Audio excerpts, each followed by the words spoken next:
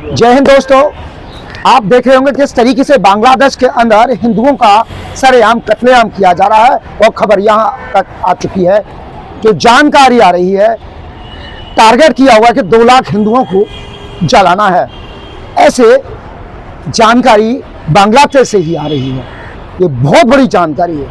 वहीं दूसरी तरफ भारत में भी अब बांग्लादेश के खिलाफ आग उगलना शुरू हो गया है। लोग आक्रोशित हैं। इसी बीच में जम्मू कश्मीर में हिंदूवादी नेता प्रवीण भाई तोगड़िया ने एक बड़ा बयान दिया है। उन्होंने कहा है कि जिस तरीके से देश में डेमोग्राफी तेजी के साथ बदल रही है, हिंदुओं को बढ़ चढ़कर अपने बच्चों की संख्या में इजाफा करना चाहिए। उनको 3 से 4 बच्चे पैदा करने चाहिए। यह बात मोहन भागवत भी कई बार कह चुके हैं। इसी मसले पर हमारे साथ बात करने के लिए हिंदूवादी नेता हमारे साथ मौजूद हैं। सीधे बात करेंगे अजू भाई से। अजू भाई, जिस तरीके से देश के अंदर डेमोग्राफी बदल रही है, बांग्लादेश लगातार हिंदुओं का कत्लेआम कर रहा है और उधर प्रवीण भाई तोगड़िया ने बड़ी बात कह दी है, 3 से 4 बच्चे पैदा होने चाहिए। मोहन भागवत जी भी ये कई बार कह चुके हैं। क्या कहेंगे इसको लेकर? देखिए, जो 3 बच्चों की बात कही गई है, माननीय प्रवीण भाई तोगड़िया जी हों या मोहन भागवत जी हों, उसका एक सीधा साधा सा फार्मूला है कि जब देश आज़ाद हुआ था उस समय यहाँ मुसलमानों की आबादी 7 करोड़ थी। उसके बाद बहुत सारे ऐसे भ्रमित प्रचार किए गए जिसमें कहा गया कि बच्चे 2 ही अच्छे। लेकिन ये 2 बच्चे का जो फार्मूला था केवल हिंदुओं ने अपनाया।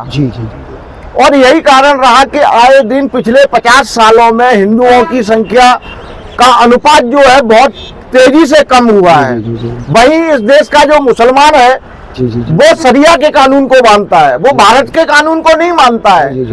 आप देख लीजिए, एक व्यक्ति है, एक व्यक्ति के 12-12 बच्चे मिलेंगे, आपको 8-8, 9-9 बच्चे मिलेंगे, लेकिन हिंदू 2 ही बच्चों पे है। इसलिए और आए दिन जो संख्या का आकलन आ रहा है, आने वाले समय में युद्ध नहीं होंगे बल्कि वोट बैंक, वोट की राजनीति होगी।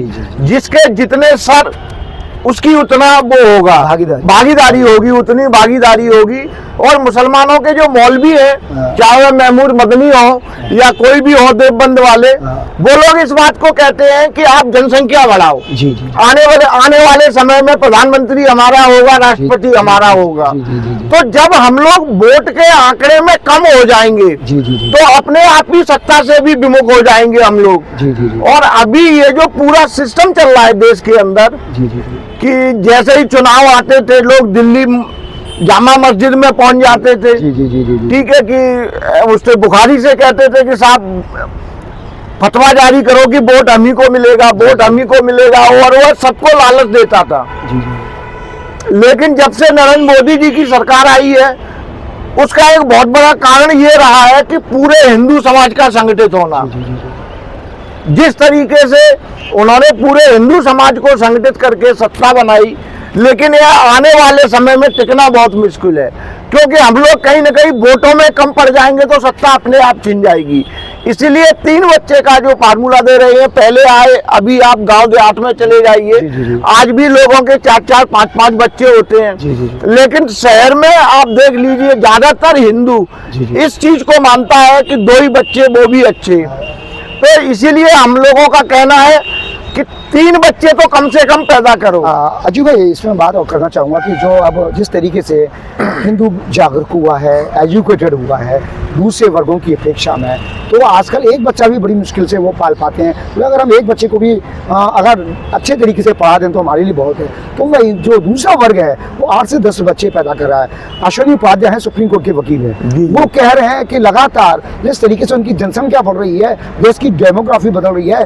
डेमोग्राफी बदलने का मतलब है देश का भूगोल बदलना, देश का भूगोल बदलना। बिल्कुल। तो कितना चिंताजनक है देश के लिए? देखिए, चिंताजनक कि नहीं, बहुत ज्यादा हानिकारक है ये चीज। कि अगर आप देखेंगे तो बहुत सारे 2 बच्चों में बहुत सारे रिश्ते खत्म हो रहे हैं।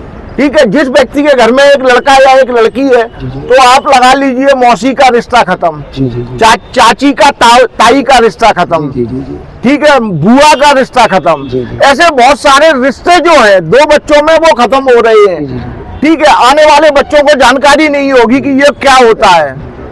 और इसीलिए 3 बच्चे भी अगर हम कम से कम पैदा करेंगे, कैसे भी करें, माननीय प्रवीण भाई तोगड़िया ने कही है कि एक बच्चे का खर्चा हम उठाएंगे। जी जी जी तो अगर आप ऐसा करते हैं जी और ऐसी भूमिका में आना चाहते हैं तो कम से कम मोहन भागवत जी भी कह चुके हैं कि हिंदू समाज को अपने बच्चे बढ़ाने चाहिए। बिल्कुल। इसलिए कि सबसे बड़ा देश है और देश की खातिर हम लोगों को अपना एक बच्चा धर्म के नाम पर तो करना ही चाहिए। अजू भाई, अभी कल की ही बात है, राष्ट्रीय कांग्रेस का अधिवेशन था, उसमें दिग्विजय सिंह ने एक बड़ी बात कह दी। दिग्विजय सिंह ने कहा है कि आरएसएस का जो संगठन है वो कांग्रेस से बेहतर है। इस पर बवाल मच गया है। शशि थरूर और तमाम जो सलमान खुर्शीद उन्होंने उनका समर्थन किया है।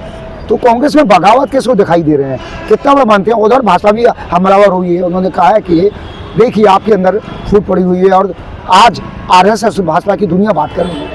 देखिए, जो चीज दिग्विजय सिंह ने कही, जी जी तो ये दिग्विजय सिंह नहीं, कांग्रेस की जितनी भी बड़ी लीडरशिप है, जी जी जी तो आज जो कुछ भी देन है राष्ट्रीय स्वयंसेवक संघ के प्रचारकों का, जिन्हें हम सफेद कपड़ों में संत कहते हैं, जी जी जी अपना घर द्वार छोड़ करके, कोई कहीं पड़ा हुआ है, कोई कहीं पड़ा हुआ है। और मैंने तो स्थिति यहाँ तक देखी थी सरकार बनने से पहले कि संघ प्रचारक को, संघ के कार्यकर्ता को अगर रात का भोजन मिल गया तो ठीक है, नहीं तो एक जग पानी पिया और सिराने तख्ती लगाई और सो गए कि सुबह का सुबह देखेंगे।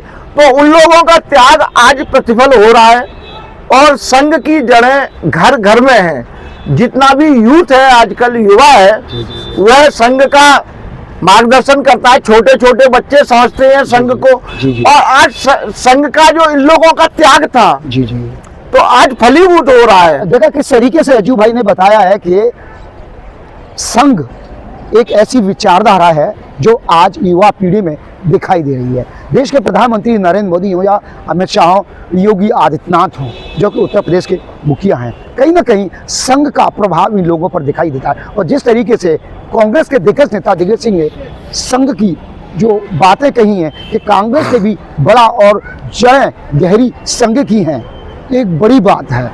यानी कि आज विपक्ष भी संघ की बात कर रहा है। संघ को करीब 100 साल पूरे हो चुके हैं और ऐसे में दिग्गज नेता दिग्विजय सिंह का संघ को लेकर टिप्पणी करना वाकई में काबिले तारीफ है। लेकिन कांग्रेस के जो एक धड़ा है, विरोधी धड़ा है, वो कहीं ना कहीं इसके विरोध में खड़ा हुआ है। तो ये भी कह सकते हैं कि कांग्रेस दो फाड़ में बढ़ती हुई दिखाई दे रही है। दूसरी तरफ प्रवीण भाई तोगड़ी की बात, जो जम्मू कश्मीर में जो उन्होंने बात कही 3 बच्चों को लेकर, प्रवीण भाई ये भी कहते हुए नहीं थकते कि एक बच्चे का खर्चा हम लोग वहन करेंगे। वही अश्विनी उपाध्याय जो सुप्रीम कोर्ट के अधिवक्ता हैं, कि जिस तरीके से एक वर्ग की जनसंख्या इतनी तेजी के साथ बढ़ रही है कि भारत की भौगोलिक से बदल रही है, कहीं ना कहीं यह चिंता का विषय सरकार को, भाजपा को, संघ को, और मैं ये भी कहूँगा कि कांग्रेस को भी ये सोचना होगा कि देश की डेमोग्राफी किसी भी कीमत पे बदलनी नहीं चाहिए। इसलिए संतुलन बनाने की आवश्यकता है। और ये मांग है प्रवीण भाई तोगड़िया की और संघ प्रमुख मोहन भागवत की, क्या वाकई में जमीन पर पहुँच पाएगी, ये आने वाला वक्त बताएगा। अपने साथी सत्यन के साथ प्रदीप रावत, आगरा।